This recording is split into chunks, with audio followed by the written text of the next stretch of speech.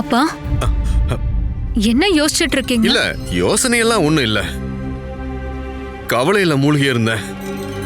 அப்படி பண்டிதர் ராமகிருஷ்ணரோட குடும்பத்துக்கு யார்தான் எதிரியா இருக்க முடியும் தெரியலையே. சரி விடு அம்மு, நீ அவங்க எல்லாரையும் இங்க கூட்டிட்டு வந்துட்ட. ஆனா பண்டிதர் ராமகிருஷ்ணர் எங்க? பண்டிதர் ராமகிருஷ்ணர் காளிமலைக்கு பூஜை பண்ண போயிருக்காரு. இரவு நேரத்துல திரும்ப வந்துருவாரு. அவர் வீட்டுல ஒரு சேவகனை விட்டுட்டு வந்திருக்கேன்ப்பா. அவர் வீட்டுக்கு வந்த உடனே சேவகர் பண்டிதர் ராமகிருஷ்ணரை கூட்டிட்டு வந்து இங்க விட்டுருவாரு. அப்படியா? சரி, நீ போமா, போய் விருந்தாளிகளுக்கு வேற ஏதாவது தேவைப்படுதான்னு பார்த்து செய்யுமா. சரிங்கப்பா, நீங்க சொன்னபடியே நான் பாத்துக்கிறேன்.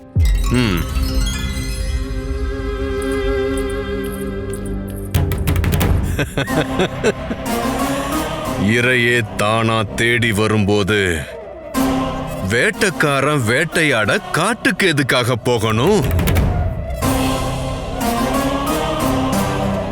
ஆனா அம்முவுக்கு மட்டும் இந்த விஷயத்தை பத்தி எதுவுமே தெரிய வரக்கூடாது. கூடாது.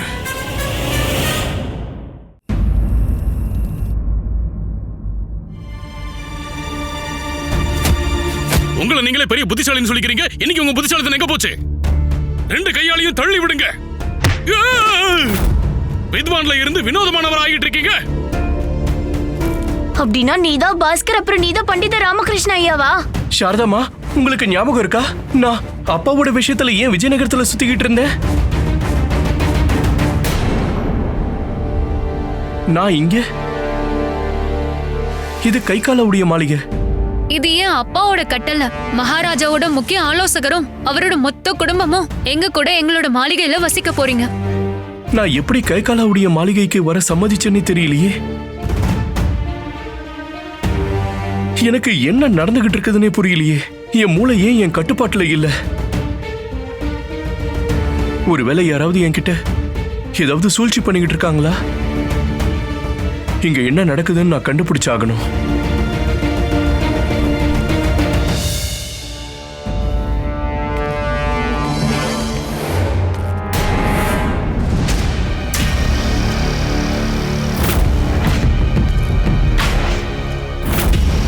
இப்ப இந்த சின்ன ஊசி பண்டிதர் ராமகிருஷ்ணருடைய உடம்புக்குள்ள போன உடனே தூக்கத்திலேயே 3வது பங்கு மருந்தும் அவர் உடலுக்குள்ள போயிடும்.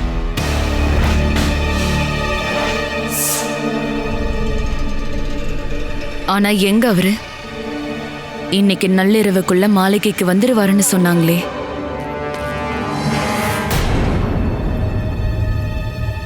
யார் நீ?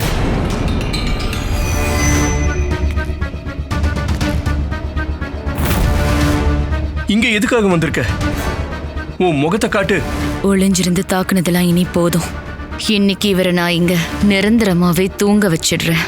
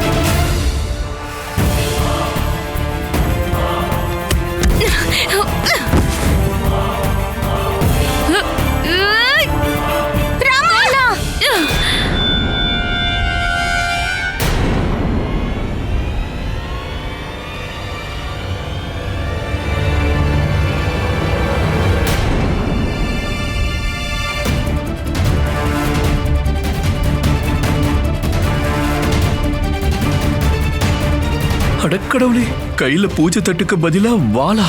இவளுக்கு இதுவும் தெரியுமா?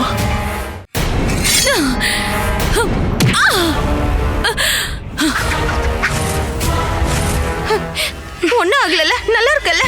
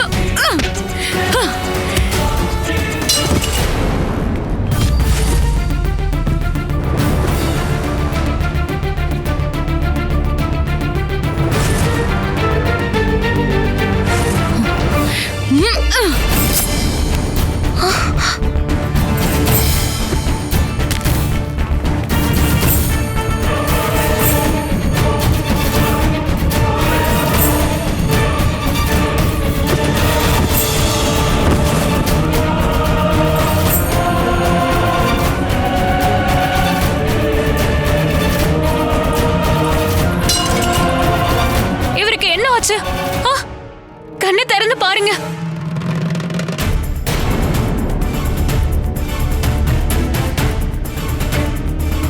நீங்க 2 பேரும் இவரை எங்கேயே பாத்துக்கோங்க. நான் போய் அப்பா கூட்டிட்டு வரேன். சரி சரி போ ராமா.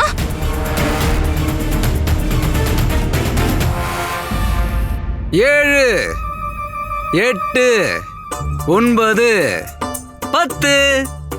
சுவாமி, நான் வந்துட்டு இருக்கேன் சுவாமி. நான் உன்னை சீக்கிரமா பிடிக்க போறேன். ஏன்னா எங்கிட்ட இருந்து யாரும் பாரு சுவாமி, இதுவரைக்கும் யாரும் என்கிட்ட இருந்து தப்பிச்சதில்ல. நீ ஒரு சின்ன பையன்தான். உன்னால எப்படி என்கிட்ட இருந்து தப்பிக்க முடியும் சுவாமி? கண்டிப்பா நீ இந்த தூணுக்கு பின்னாடி தான் இருக்கணும். நான் உன்னை சுவாமி. ஐயோ, இங்கேயும் இல்லையே. நீ என்ன ஏமாத்திட்டு இந்த அறையை விட்டு வெளியில போயிருக்க சுவாமி. கண்டிப்பா நீ இதுக்கு பின்னாடி தான் ஒளிஞ்சிருக்கணும். நான் உன்னை சீக்கிரமா கண்டுபிடிச்சிருவேன் சுவாமி. நான் உன்னை கண்டுபிடிச்சிருவேன், அதுவும் சீக்கிரமே.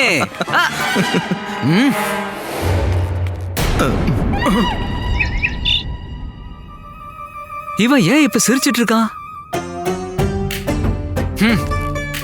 இவன் ஒரு முட்டாள். இவன் ஒரு முட்டாள் வீரன். சுவாமி, நான் உன்னை கண்டுபிடிச்சிட்டேன் சுவாமி. இங்க யாரோ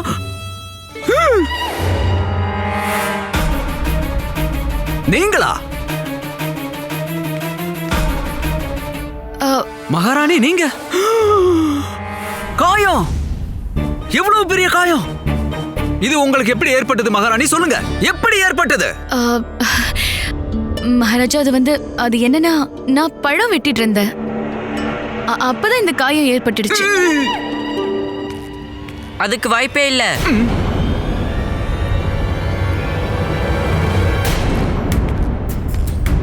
எதுக்கு வாய்ப்பில்ல? அதுதான் ராணி அம்மா சொல்லிட்டு இருந்ததுக்கு. அப்படின்னா? அதாவது இவங்களோட கையில பழம் வெட்டும் போது காயம் ஏற்படல.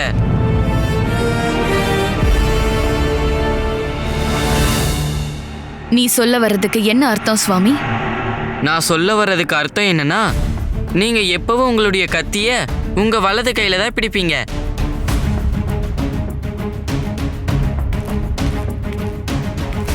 இப்படி அப்படி கத்திய நீங்க வலது கையில பிடிச்சீங்கன்னா இடது கையில தான் காயம் ஏற்படும், வலது கையில இல்ல.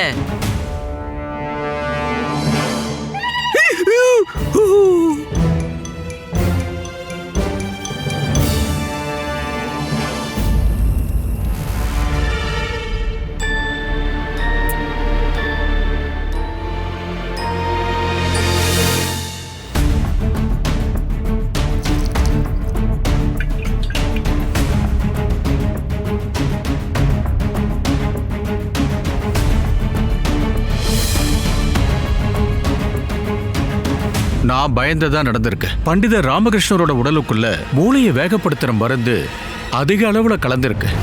இதுக்கு மேல இவர் உடலுக்குள்ள அந்த மருந்து ஒரு துளி போனா கூட பெரிய ஆபத்து ஏற்படும். இவர் நிரந்தரமா விவேகத்தை இழந்துருவாரு, சுயநினைவை இழந்துருவாரு. நேத்துல இருந்து ஏன் இப்படி பண்ணிட்டு இருந்தாருன்னு இப்ப புரியுது. அவங்க இவருக்கு புத்தியை மழுங்க வைக்கிற மருந்து கொடுத்திருக்காங்க. உங்களுக்கு ஞாபகம் இல்ல நினைக்கிறேன். ஏன்னா உங்களுக்கும் யாரோ ஒருத்தங்க புத்திய மழுங்கடிக்கிற மருந்து கொடுத்திருக்காங்க. அப்போ நீங்களும் வினோதமா தான் நடந்துக்கிட்டீங்க. நானா? ஆமா, அதனாலதான் நாங்க உங்களை இங்க கூட்டிட்டு வந்தோம். ஆனா பாருங்களேன், பாஸ்கர் இப்ப இங்க இருந்திருக்கணும். இந்த மாதிரி நேரத்துல எங்க போயிட்டாரா? இப்ப இவன் தான் பாஸ்கர்னு இவளுக்கு நான் எப்படி சொல்றது? வா, நம்ம போய் பாஸ்கரை தேடி கூட்டிட்டு வரலாம். ஐயோ இல்ல வேண்டாம் வேண்டாம். பாஸ்கர் இங்கதான் எங்கேயாச்சும் போயிருப்பான்.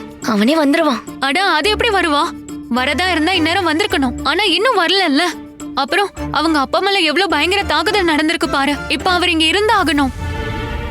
அவருக்கு ஏதாவது ஆயிடுச்சுன்னா வா, நம்ம போய் இல்ல அது நான் உங்ககிட்ட சொல்ல மறந்துட்டேன். பாஸ்கர் தேவியம்மா கோயிலுக்கு பூஜை பண்ண போயிருக்கான். அவன் நாளைக்கு காலையில தான் வருவான். அப்படி என்ன பூஜை? அது முதல்ல இவர் போனாரு, இப்ப பாஸ்கர். இப்படிதான் நடக்கும். இப்படிதான் நடக்கும். அது 2 பேரும் மாறி மாறி அம்மாக்கு பூஜை பண்ணுவாங்க. ஒருத்தர் போனதுக்கு அப்புறம் இன்னொருத்தர் திரும்பி வருவாங்க. அப்புறம் இவர் போனதுக்கு அப்புறம் பாஸ்கர் திரும்பி வருவான்.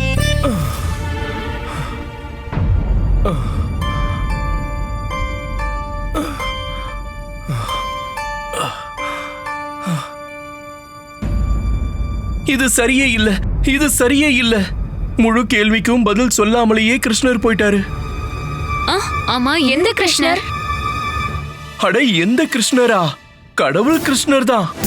கனவுல வந்திருந்தாரு.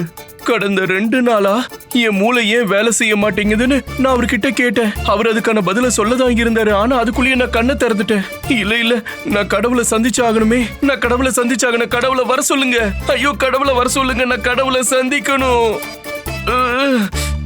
எனக்கு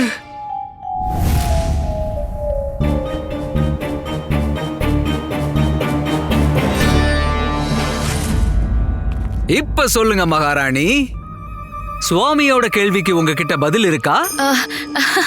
சுவாமி, என்னோட செல்ல சுவாமி, நீ எவ்வளவு பெரிய புத்திசாலி ஆயிட்ட. மகாராஜா, விஷயம் என்னன்னா, நான் பழம் வெட்டிட்டு இருந்தேன். அப்பன்னு பார்த்து என் கை வழுக்கிருச்சு. அப்ப அங்கிருந்து இன்னொரு கத்தியில வெட்டிக்கிட்டேன். அப்பதான் இந்த காயம் எனக்கு ஏற்பட்டது. சரி, காயம் எப்படியோ ஏற்பட்டுருச்சு, விடுங்க. நீங்களே எதுக்கு மருந்து போட்டுட்டு இருக்கீங்க? வைத்தியரையா நீங்க கூப்பிடல? நான் இப்பவே வர சொல்றேன். மகாராஜா, வேண்டாம். வைத்தியரை கூப்பிட வேண்டிய எந்த அவசியமும் இல்ல. இது சாதாரண காயம் தானே. இது மருந்து போட்டாலே நிச்சயம் சரியாயிடும். அதுவும் சரிதான் மகாராணி. சுவாமி, நம்ம போய் நம்ம கண்ணாமூச்சி ஆட்டத்தை தொடரலாம், சரியா? ஆனா இந்த தடவை நீ ஒளிஞ்சுக்க போறதில்ல, நான் தான் ஒளிஞ்சுக்க போறேன். நீ என்ன கண்டுபிடிக்கணும், சரியா? செவரு பக்கமா திரும்பி நின்னு 100 வரைக்கும் என்ன. மகாராணி, நான் ஒளிஞ்சுக்க போற இடத்த அவங்கிட்ட சொல்லிடாதீங்க. 1 2 3 4 5 6. ஆளு 3 அடி தான் இருக்கான். ஆனா இவனோட அறிவு ஞானி மாதிரி இருக்கு. பண்டிதர் ராமகிருஷ்ணரை ஒரு நொடி கூட நீங்க தனியா விடாதீங்க. ஆனா நாளைக்கு அவரை சபைக்கு கூட்டிட்டு போயே ஆகணும். இவரை நாங்க நாளைக்கு சபைக்கு கூட்டிட்டு போலனா எதிரிங்க கவனம் ஆயிடுவாங்க. அதுக்கப்புறம் பண்டிதர் ராமகிருஷ்ணரை கொலை பண்றதுக்கு கூட அவங்க முயற்சி பண்ணலாம். முடிஞ்ச அளவு சீக்கிரமா இந்த மருந்து முறிக்கிறதுக்கான மருந்தை நான் தயாரிக்க முயற்சிக்கிறேன். ஞாபகம் வச்சுக்கோங்க, இந்த மருந்த ஒரு துளி கொடுத்தா கூட இவர் உயிருக்கு ஆபத்தா முடியலாம். இல்ல, ஒரு நொடி கூட நான் இவரை தனியா விட மாட்டேன். நாளைக்கு நானும் இவர் கூட சபைக்கு போறேன்.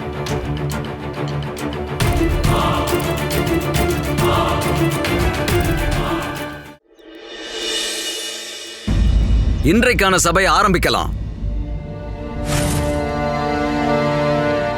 உத்தரவு மகாராஜா. இதோ இவங்க 2 பேரும் சொல்றதுல ரொம்ப பெரிய வித்தியாசங்கள் இருக்கு. இந்த வியாபாரி இவரை ஏமாத்திட்டதா இந்த கொல்லர் சொல்லிக்கிட்டு இருக்காரு. ஆனா இந்த வியாபாரி அவர் யாரையும் எந்த விதத்திலயும் ஏமாத்தலன்னு சொல்றாரு. சொல்ல போனா கொல்லருக்கு உதவி தேவைப்படும் போது தன்னோட உயிரை பத்தி கூட கவலைப்படாம உதவி இருக்கிறதா சொல்றாரு. உதவியா? சுயநலம் இல்லாத உதவியா? சாத்தியமே இல்ல. பண்டிதர் ராமகிருஷ்ணரே, மகாராஜா, நீங்க தயவு செஞ்சு கொஞ்சம் அமைதியா இருங்க. ராஜகுரு தத்தாச்சாரியார கொஞ்சம் பேச விடுங்க. தத்தாச்சாரியாரே, சொல்லுங்க. மகாராஜா, என்ன நடந்ததோ அத நீங்க எல்லாரும் கொல்லரோட வாயாலே கேளுங்க. மகாராஜா, என்னுடைய வீட்டுல ஒரு பயங்கரமான தீ விபத்து ஏற்பட்டிருந்தது. யாருமே எனக்கு உதவுறதுக்காக முன் வரவே இல்லை. நான் உதவி கேட்டு கத்தி கூச்சல் போட்டுக்கிட்டு இருந்தேன் மகாராஜா. அப்புறம் என்னாச்சு? என்னுடைய வீட்டுக்குள்ள இந்த பெட்டி இருந்தது. இதுக்குள்ள ஆபரணங்களும் இருந்துச்சு மகாராஜா. அப்போதான் இந்த வியாபாரி அங்க வந்து வீட்டுக்குள்ள போய் எரிஞ்சுக்கிட்டு இருந்த என்னுடைய வீட்டுல இருந்து இந்த பெட்டியை கொண்டு வரதா சொன்னாரு மகாராஜா. ஆனா மகாராஜா, ஆனா என்ன? இந்த பெட்டியை அவரே வச்சுப்பேன்னு சொன்னாரு. இதுல இருந்து அவருக்கு பிடிச்ச பொருளை ஏதாவது ஒண்ணுதான் தருவேன்னு சொன்னாரு. உள்ள எல்லாமே எரிஞ்சு சாம்பலாகிறதுக்கு பதிலா ஏதாவது ஒண்ணு கிடைக்கிறது ரொம்ப நல்லதுன்னு நான் நினைச்சேன். மகாராஜா, இவர் சொல்ல வர்றதுக்கு அர்த்தம் என்னன்னா, தேங்காய் கிடைக்கலனாலும் தேங்காய் மூடிய வச்சு ஏதாவது பண்ணலாம்னு நினைச்சிருக்காரு. அதனாலதான் மகாராஜா இந்த கொள்ளர் வியாபாரியோட உதவியை ஏத்துக்கிட்டு இருக்காரு. அப்புறம் வியாபாரி நெருப்புக்குள்ள குதிச்சு அந்த கொள்ளரோட வீட்டுக்குள்ள போய் அங்க இருந்த இந்த நகைப்பெட்டிய நெருப்புக்குள்ள இருந்து வெளியே கொண்டு வந்தாரு. அதுக்கப்புறம் இறுதியா அவருக்கு ரொம்ப பிடிச்ச ஒரு பொருளை இந்த கொள்ளருக்கு கொடுக்க வேண்டிய நேரம் வந்துச்சு. அப்ப மகாராஜா இந்த கொள்ளர் என்ன நினைச்சிருக்காருன்னா, குறைஞ்சபட்சம் அவருக்கு ஒரு ஆபரணமாவது கிடைக்கும்னு. ஆனா அந்த மாதிரி எதுவும் நடக்கல மகாராஜா. இந்த வியாபாரி எல்லா ஆபரணங்களையும் அவர்கிட்டயே வச்சுக்கிட்டாரு. வெறும் அந்த காலி பெட்டிய ஏதோ இந்த கொள்ளர் கையில கொடுத்து, இதுதான் எனக்கு இதுல இருக்கிறதுலே ரொம்ப பிடிச்ச பொருள் அப்படின்னு சொல்லி கொடுத்திருக்காரு. ஆனா குருவே, இதுல ஏமாற்றம் கபடம் என்ன இருக்கு? அவரு என்ன சொன்னாரோ அதை பண்ணிருக்காரு. அவரு இவர்கிட்ட அவருக்கு பிடிச்ச ஏதாவது ஒரு பொருளை தரதா தானே சொல்லியிருந்தாரு. அதனால அவருக்கு பிடிச்ச பெட்டிய கொள்ளருக்கு தந்துட்டாரு. பண்டிதர் ராமகிருஷ்ணா, அந்த பெட்டி காலியா இருந்திருக்கு. இப்ப நீங்க பேசுறத பார்த்தா உங்க தலையும் கூட காலியா இருக்கிற மாதிரி தெரியுது. இவ்வளவு சின்ன விஷயம் கூட உங்களுக்கு புரியலையே. இந்த வியாபாரி ரொம்ப தந்திரமா இந்த கொள்ளரை ஏமாத்தி இருக்காரு.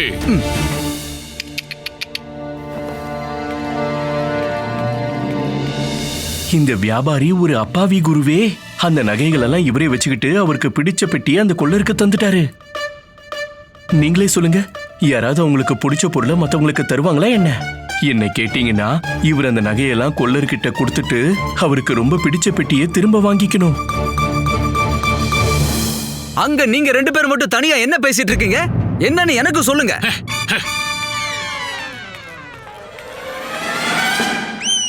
பிரமாதம் பண்டிதர் ராமகிருஷ்ணா, நீ உன்னோட இந்த பேச்சால இந்த பிரச்சனைக்கான தீர்வு எனக்கு கொடுத்துட்ட. மகாராஜா, இதுவரைக்கும் நாம ஒரு தரப்பை பத்தி தான் பேசியிருக்கோம். இப்போ நாம இன்னொரு தரப்புக்கு வருவோம். இப்போ வியாபாரி ஐயா அவர்களே, இந்த காலி பெட்டி உங்களுக்கு ஏன் பிடிச்சிருக்குன்னு சொல்லுங்க. என்ன இது ரொம்ப பழமையானது, அரிதானதும் கூட. ஆமா மகாராஜா, இவர் சொல்றது சரிதான். என் அம்மா கூட பழமையானவங்க தான், ஆனா அவங்களை எனக்கு ரொம்ப பிடிக்கும்.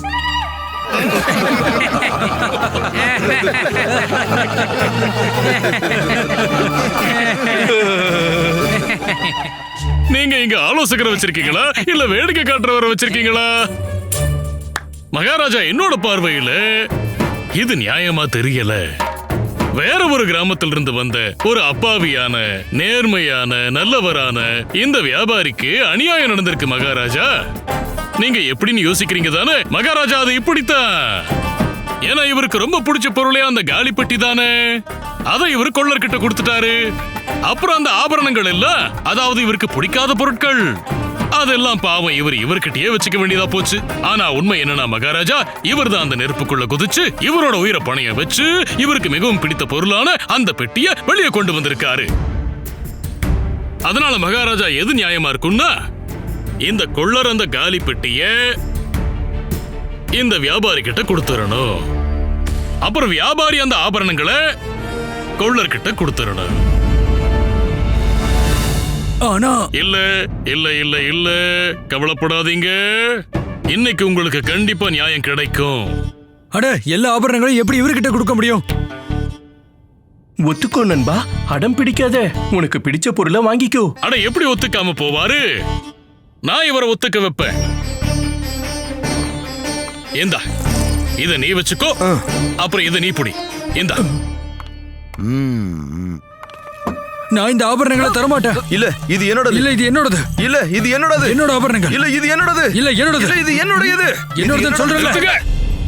வியாபாரி அவர்களே, உங்களுக்கு பிடிச்ச பொருள் பெட்டி தானே? இல்ல, எனக்கு தங்க ஆபரணங்கள் தான் பிடிக்கும். அப்ப தங்க ஆபரணங்கள் தான் உங்களுக்கு ரொம்ப பிடிக்குமா? ஆமா, இந்த தங்க ஆபரணங்கள் தான் எனக்கு பிடிச்ச பொருள். அப்ப இந்த தங்க ஆபரணங்கள்லாம் கொள்ளருக்கு தான் சொந்தமாகணும். ஏன்னா வாக்குறுதிப்படி நீங்க உங்களுக்கு பிடிச்ச பொருளை கொடுப்பேன்னு சொல்லி இருந்தீங்க. இப்போ இந்த அரசவையில் இருக்கிற எல்லாரும் முன்னாடியும் நீங்களே உங்களுக்கு மிகவும் பிடித்த பொருள் தங்க ஆபரணங்கள் தான் சொல்லிட்டீங்க. மகாராஜா, இதத்தான் தவளை தன் வாயாலேயே கிடுன்னு சொல்லுவாங்க. சிறப்பு, மிகச்சிறப்பு ராஜகுரு தத்தாச்சாரியார் அவர்களே. நீங்க இந்த நகை கொள்ளருக்கு நியாயம் வழங்கின விதத்தை எவ்வளவுதான் பாராட்டினாலும் சரி, போதவே போதாது. எனவே என் தீர்ப்பு என்னன்னா, இங்க இருக்கிற எல்லா நகைகளும் இந்த கொள்ளருக்கு தான் சொந்தம். கொள்ளரே, நீங்க இந்த நகைகளை எடுத்துட்டு போகலாம். ராஜகுரு தத்தாச்சாரியார் வாழ்க! ராஜகுரு தத்தாச்சாரியார் வாழ்க! ராஜகுரு தத்தாச்சாரியார் வாழ்க! ராஜகுரு தத்தாச்சாரியார் வாழ்க! ராஜகுரு தத்தாச்சாரியார் வாழ்க!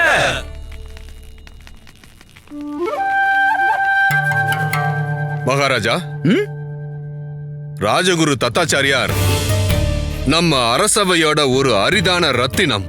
அவரோட புத்திசாலித்தனம் மற்றும் சாமர்த்தியத்தால நம்ம அரசவைக்கு நியாயம் தேடி வர்றவங்களுக்கு நியாயம் கிடைச்சிருக்கு மகாராஜா. அதனால நான் என்ன சொல்ல வர்றேன்னா, இப்போ ராஜகுரு தத்தாச்சாரியார உங்களோட முக்கிய ஆலோசகரா நியமிக்க வேண்டிய நேரம் வந்துருச்சுன்னு நினைக்கிறேன்.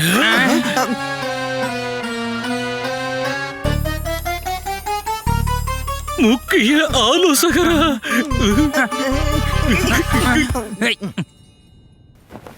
சரியா சொன்னாரு மகாராஜா. இத பத்தி நீங்க கண்டிப்பா சிந்திக்கணும். ராஜகுரு இதே மாதிரி ஆலோசனைகளை வழங்கிக்கிட்டு இருந்தாருன்னா அரசவையை கூட்டுறதே நிறுத்த வேண்டியதாயிடும். அதுக்கப்புறம் எல்லாருக்கும் நிரந்தரமா விடுமுறை கிடைச்சிரும்.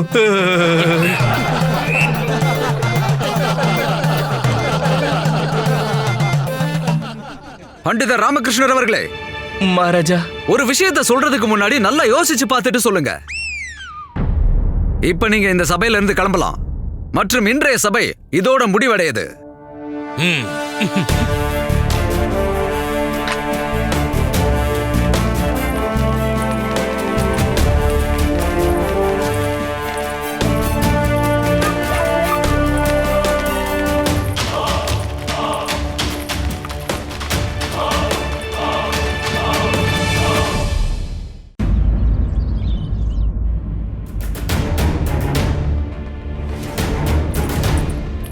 பண்டிதர் ராமகிருஷ்ணரே, வாங்க. இன்றைய அரசவை முடிஞ்சிருச்சு. நீ என்ன எங்க கூட்டிட்டு போற? நான் உங்களை மாளிகைக்கு கூட்டிட்டு போறேன். மாளிகைக்கா? யாரோட மாளிகைக்கு? எங்களோட மாளிகைக்கு. இப்படி திரும்ப திரும்ப இருக்கிற இடத்தை ஏன் மாத்திக்கிட்டே இருக்கீங்க? கூட வாங்க வாங்க. உங்க உடல்நிலை சரியான மாதிரி தெரியல. போக போக இன்னும் மோசமாயிட்டே போயிட்டு இருக்கு. பாஸ்கரை இனி நீங்க கூட வச்சுட்டே இருக்கணும். அப்பதான் உங்களோட உடல்நிலை சீக்கிரம் சரியாகும். பாஸ்கரே, நான் தான் பாஸ்கர். அப்பாவா இறந்துகிட்ட தன்னையே மகன் நினைச்சிட்டு இருக்காரு. அந்த மருந்தோட தாக்கம் இப்ப இன்னும் அதிகமாயிடுச்சுன்னு நினைக்கிறேன்.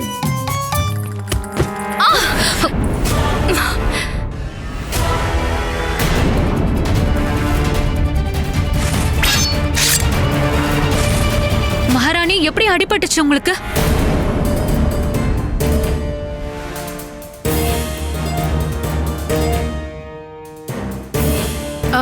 அது வந்து 3 நாளைக்கு முன்னாடி நான் மகாராஜாவுக்கு பழம் வெட்டிட்டு இருந்தேன்.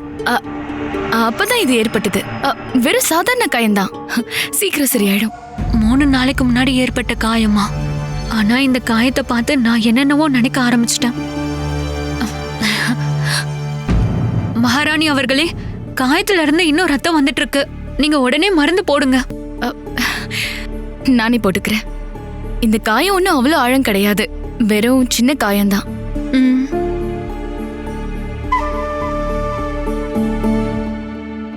வாங்க.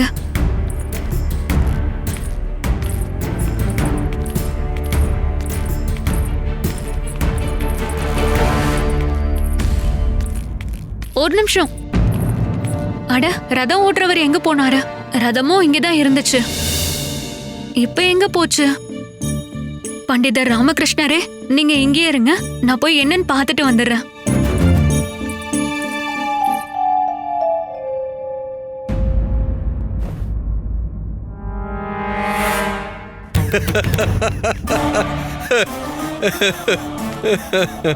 எந்த நபரோட தலைக்குள்ள கடல் மாதிரி ஞானத்தின் அலைகள் வீசிக்கிட்டு இருந்ததோ, அந்த அலைகள் எல்லாம் இப்போ ரொம்ப அமைதியாயிடுச்சு. தலையில மை பூசணுமா? மந்திரியாரே, என்ன இருந்தாலும் உங்க பாதையில இருந்த ஒரே தடங்கள் இப்ப விலகிடுச்சு. நடக்க போறத மட்டும் பார்த்துக்கிட்டே இரு. கொஞ்சம் கொஞ்சமா மருந்தோட மிச்ச பங்குகளும் பண்டிதர் ராமகிருஷ்ணாவோட உடம்புக்குள்ள போக போக கொஞ்சம் கொஞ்சமா அவனோட மூளையும் மொத்தமா மழுங்கி போகத்தான் போகுது. அங்க பாரு, பண்டிதர் ராமகிருஷ்ணா. நீயும் வா, கொஞ்சம் அவர் கூட போய் விளையாடலாம். வாங்க.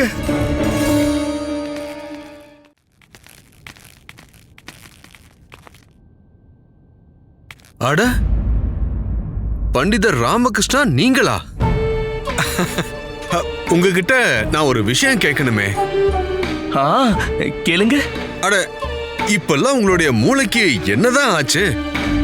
இப்பெல்லாம் உங்களுடைய மூளை ஓடுறதே இல்ல போல இருக்கு. ஆமா மகாமந்திரியாரே, என் மூளை இப்பெல்லாம் ஓடவே மாட்டேங்குது. ஆனா எப்படி ஓடும்? அதுக்குதான் காலே இல்லையே. நீங்க சரியா சொன்னீங்க. அப்படின்னா அதுக்கு அர்த்தம் நீங்க ஒரு முட்டாள். சரி சொல்லுங்க, நீங்க ஒரு முட்டாள் அப்படின்னு. நீங்க ஒரு முட்டாள். இல்ல இல்ல, நான் இல்ல. சொல்லுங்க, நான் ஒரு முட்டாள். நீங்க ஒரு முட்டாள். ஐயோ, நான் இல்ல, நீங்க தான் முட்டாள். நான் முட்டாள் இல்ல, நீங்க தான் முட்டாள். ராமகிருஷ்ணரே, ரதம் வந்துருச்சு, வாங்க. சரி சரி போலாம் அமர்பள்ளி. ஆனா அதுக்கு முன்னாடி உன் அப்பாவுக்கு கொஞ்சம் புரிய வைக்க முயற்சி பண்ணு. இவர் இப்படி திரும்ப திரும்ப என்ன அவர் ஒரு முட்டாள்னு சொல்ல வைக்கிறது சரியில்லைன்னு சொல்லு. இவர் விஜயநகரத்தோட மகா மந்திரி. இப்படி இவரே இவர் முட்டாள்னு சொல்ல வைக்கிறது நல்லா இருக்குதா என்ன?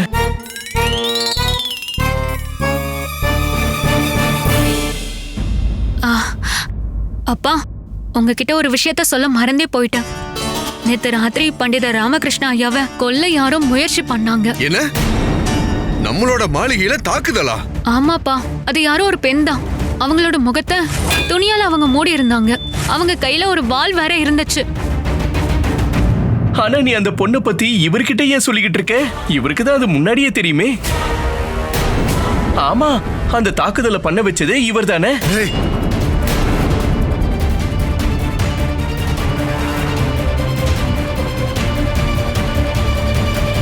ஏன் அமைதியா இருக்கீங்க? ஏன் அமரப்பள்ளி கிட்ட சொல்ல மாட்டேன்றீங்க? இப்பெல்லாம் அந்த பண்டிதர் ராமகிருஷ்ணர் ஏன் இப்படி உளறாருன்னு எனக்கு ஒண்ணுமே புரிய மாட்டேங்குது. எனக்கு உண்மையிலேயே ஒண்ணுமே புரியல மகளே. அப்பா, யாரோ ஒருத்தவங்க இவருக்கு ஏதோ ஒரு மருந்தை தந்துட்டு இருக்காங்க. அதை சாப்பிட்டதுனால இவரோட மூளை ஒழுங்கா வேலை செய்ய மாட்டேங்குது. அதான் எதேதோ யோசிச்சு எதேதோ பேசிட்டு இருக்காரு. நான் உங்ககிட்ட மன்னிப்பு கேட்டுக்கிறேன். நான் இப்போ இவரை மாளிகைக்கு கூட்டிட்டு போறேன்ப்பா. கண்டிப்பா கூட்டிட்டு போவாமோ? சரிங்கப்பா. போங்க போங்க பண்டிதர் ராமகிருஷ்ணரே, மாளிகையில போய் நீங்க பாதுகாப்பா இருங்க. பண்டிதர் ராமகிருஷ்ணரே, வாங்க, என் கூட வாங்க.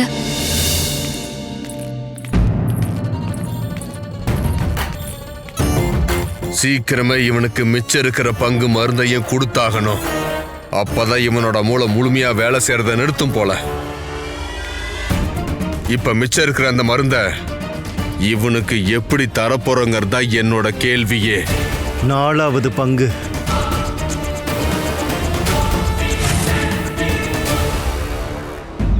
வீரனே, பாஸ்கரை பத்தி ஏதாவது தெரிய வந்ததா? இல்ல, நகரத்துல இருக்கிற எல்லா மூலைகள்லயும் தெரியாச்சு, அவர் எங்கேயுமே கிடைக்கல. அவன் கிடைக்க மாட்டான். ஏன் கிடைக்க மாட்டாரு? எப்ப அவன் ஒரே இடத்துல இருந்திருக்கான் சொல்லு? அவன் ஆத்துல ஓடுற தண்ணி மாதிரி அங்க இங்கன்னு ஓடிக்கிட்டே இருப்பான். அதனால அவனை விட்டுரு. நீங்க இங்க இருந்து போங்க.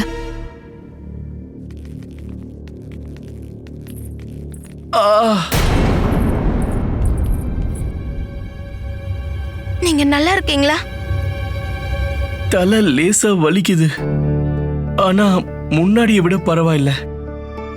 இப்ப இது வரைக்கும் நடந்துட்டு இருக்க ஏதாவது உங்களுக்கு ஞாபகம் இருக்கா? எனக்கு ஞாபகம் இருக்கிற வரைக்கும் என்னுடைய மூளை என்னோட கட்டுப்பாட்டுல இல்ல. என்னோட புத்தி எனக்கு துணையா இல்ல. அப்புறம் நான் விசித்திரமாவும் நடந்துகிட்டு இருக்கிறேன். ஏன்னு தெரியல, ஆனா என்னாலேயே என்னை இப்போ கட்டுப்படுத்த முடிய மாட்டேங்குது. நீங்க கவலைப்படாதீங்க, அப்பா மருந்து பண்ணிட்டு தான் இருக்காரு. அதை சாப்பிட்டீங்கன்னா உங்களுக்கு பயனுள்ளதா இருக்கும்.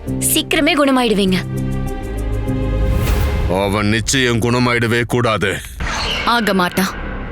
அவனுக்கு 4வது மற்றும் 5வது பங்கையும் கொடுத்தாகணும். அதையும் கொடுத்துடலாம். ஆனா அதைத்தான் எப்படி கொடுக்கறது? உனக்கு தெரியாது. அவன் சாப்பிடுற குடிக்கிற எல்லாத்தையும் முதல்ல அம்மு சுவைச்சு பார்த்ததுக்கு அப்புறம் தான் பண்டிதர் ராமகிருஷ்ணனுக்கு அதை கொடுக்கறா. ஒருவேளை என் மக அம்மு அந்த மருந்தை சாப்பிட்டுட்டானா? மந்திரியாரே, இந்த மாதிரி கவலைப்படுறத நீங்க முதல்ல நிறுத்திக்கோங்க. இப்ப கூடிய சீக்கிரமே பண்டிதர் ராமகிருஷ்ணர் அந்த மிச்ச மருந்தையும் சாப்பிடுவாரு. அதுவும் அவர் கையால அந்த மருந்தை சாப்பிடுவாரு. ஆனா அது எப்படி?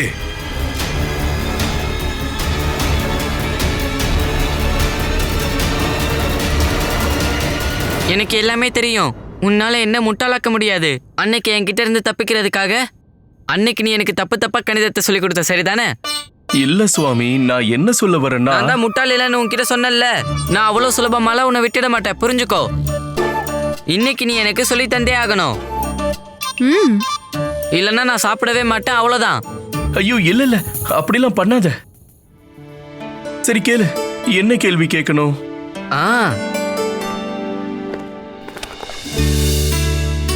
இந்த புத்தகத்துல இருக்கிற கேள்விக்கு பதில கண்டுபிடிச்சு காட்டு. இதுவா? அட, இதெல்லாம் நான் அப்படின்றதுக்குள்ள முடிச்சிருவேன்.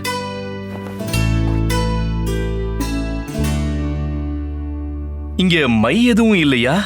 மை கோப்பை இங்கதான் எங்கேயாவது இருக்கும். இருங்க, தேடி எடுத்துட்டு வரேன்.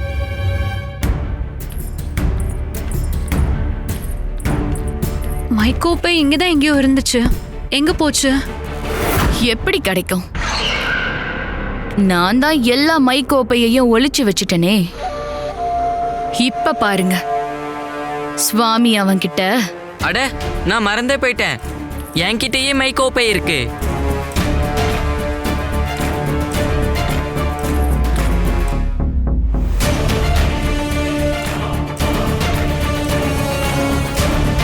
அந்த மை கோப்பைய நான் நல்லா இறுக்கமா மூடி வச்சிருக்கேன். அதை சுலபமா திறக்க முடியாது. அதனால பண்டிதர் ராமகிருஷ்ணர் அந்த கோப்பையோட மூடிய தன்னுடைய பல்லால திறக்க முயற்சி பண்ணுவாரு.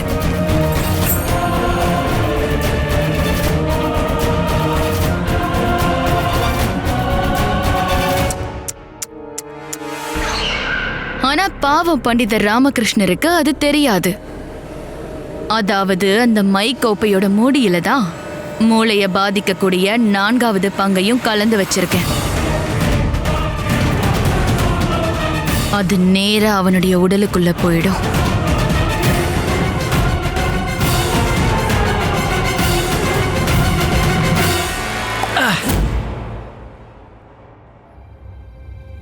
இது என் வாயிலேயே கசப்பா இருக்கு. மைய உனக்கு இனிப்பா இருக்குமா என்ன?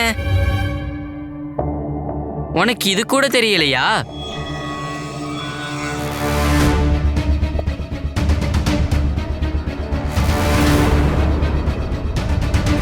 இப்ப எனக்கு திரும்ப என்ன ஆயிட்டு இருக்கு?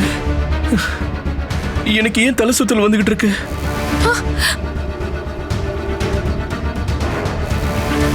பண்டிதர் ராமகிருஷ்ணர் ஐயா,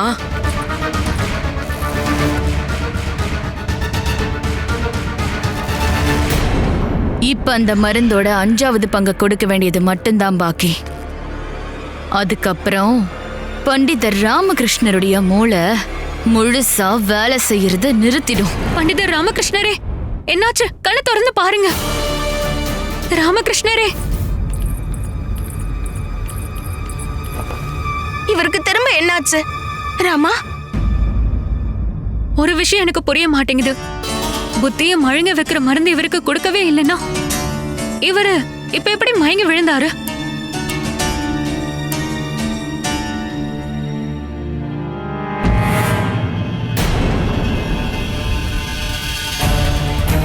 அவரோட உதட்டுல இந்த வண்ணம் எப்படி?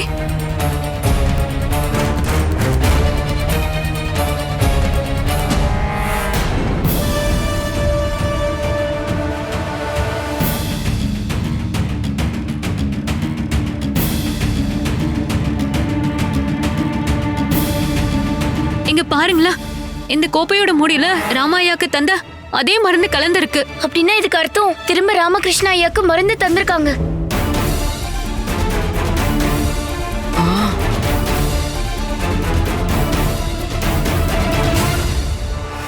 இந்த மைக்கோப்பைய யார் உனக்கு தந்தது? யாரும் தரலையே. இது எப்பவும் என்கிட்ட இருக்கிற மைக்கோப்பை தான். உன்கிட்ட இருக்கிறது தானா? இப்பதான் எனக்கு கொஞ்சம் கொஞ்சமா புரியுது. யார் இந்த மருந்த கொடுத்திருக்காங்களோ அவருக்கு பண்டித ராமகிருஷ்ண ஐயா இவன் கிட்ட இருந்து மைக்கோப்பைய வாங்குவான்னு தெரிஞ்சிருக்கு. ஏன்னா என் அறையில இருந்து மைக்கோப்பையெல்லாம் காணாம போயிடுச்சு. காணாம போகல, யாரோ அதை எடுத்திருக்காங்க. ஆனா யார் இப்படி பண்ணிருப்பாங்க? அதுதான் யாருன்னு கண்டுபிடிச்சாகணும். யார் இப்படி பண்ணிருப்பாங்கன்னு. ராமா ஐயாவுக்கு என்னாச்சு? ஒன்னும் இல்ல, இப்ப இவருக்கு கொஞ்சம் ஓய்வு தேவைப்படுது. ஆனா சீக்கிரமே குணமாயிடுவாரு. இத கேளு, நீ இப்ப சீக்கிரமா மாளிகைக்கு கிளம்பி போ. அங்க இங்க நடந்த விஷயத்த பத்தி யார்கிட்டயும் எதுவும் சொல்லக்கூடாது. சொல்றது புரியுதா? போயிட்டு வா. காந்தா, சீக்கிரமா உன்னோட அப்பாவை வர சொல்ல. சீக்கிரமா போ.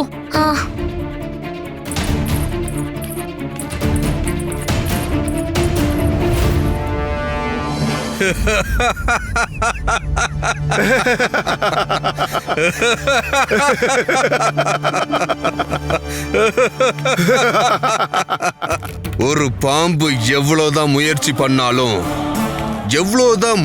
பண்ணாலும் ஒரு கழுகு அத அப்படியே கொத்திக்கிட்டு போயிடும். அதே மாதிரி தான் நான் இப்ப பண்டிதர் ராமகிருஷ்ணனை வேட்டையாடிக்கிட்டு இருக்கேன்.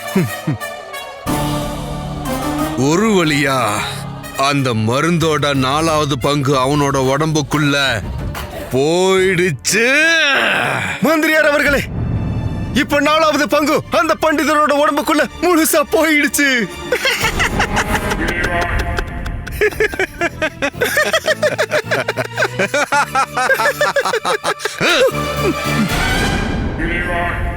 இப்ப இந்த மருந்த நான் ஏன் உனக்கு தந்தேன்னு தெரியுமா? புரிஞ்சுதா இல்ல புரியலையா? புரிஞ்சிடுச்சு மந்திரியாரு. நான் போய் என் காதுக்கு சிகிச்சை அளிச்சிட்டு வரேன். என் காதுக்கு சிகிச்சை அளிச்சிட்டு வந்துடுறேன்.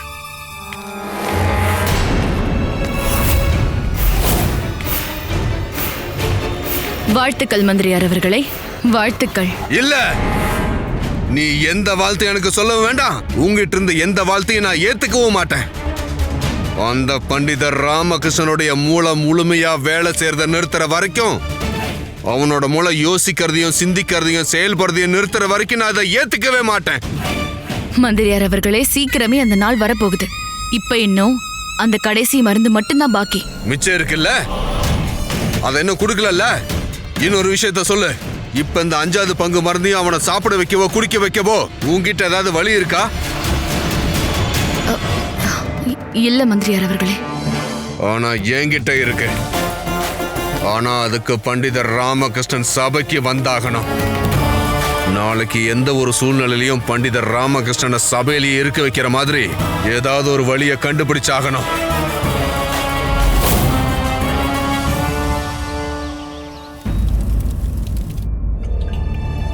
இங்க பாருங்க, இதோட வண்ணம் மாறினதை வச்சு புரிஞ்சுக்கலாம். பண்டிதர் ராமகிருஷ்ணரோட உடலுக்குள்ள இந்த மருந்து இப்ப முழுமையா கலந்துருச்சு. இதுக்கு மேல இந்த மருந்து இவர் உடலுக்குள்ள ஒரு துளி போனாலும் கூட இவரோட மூளை முழுமையா வேலை செய்யறதையே நிறுத்திடும். அப்புறம் நான் தயாரிக்கிற மருந்தால கூட இவரை திரும்ப குணப்படுத்த முடியாது, தாக்கத்தையும் ஏற்படுத்த முடியாது. அப்படின்னா இவரோட புத்தியை மங்க வைக்கிற மருந்துக்கான மாத்து மருந்து நம்ம இவருக்கு சீக்கிரமே தந்தாகணும். ஆமா, நான் நாளைக்குள்ள மருந்து தயாரிச்சிடுறேன். ஆனா அது வரைக்கும் நீங்க எப்பவும் இவரை கண்காணிச்சுக்கிட்டே இருக்கணும். எந்த ஒரு நிலைமையிலையும் எந்த நேரத்திலையும் ஒரு நொடி கூட இவரை தனியா விடாம பாத்துக்குங்க.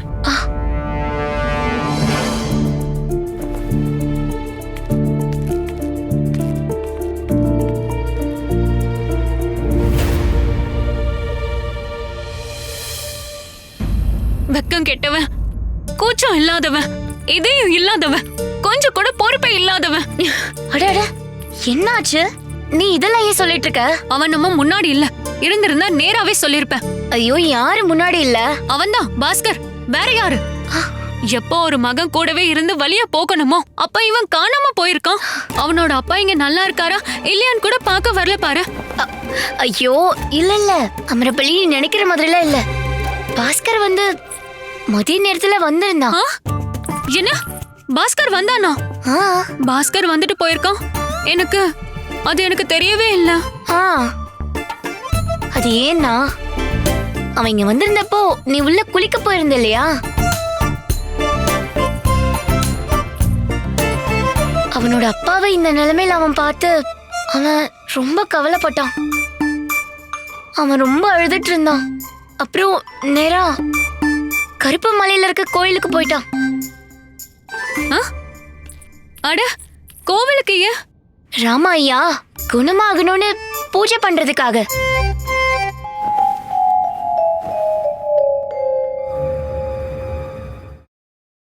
Catch us on TV, Tandivan.com, Facebook and YouTube.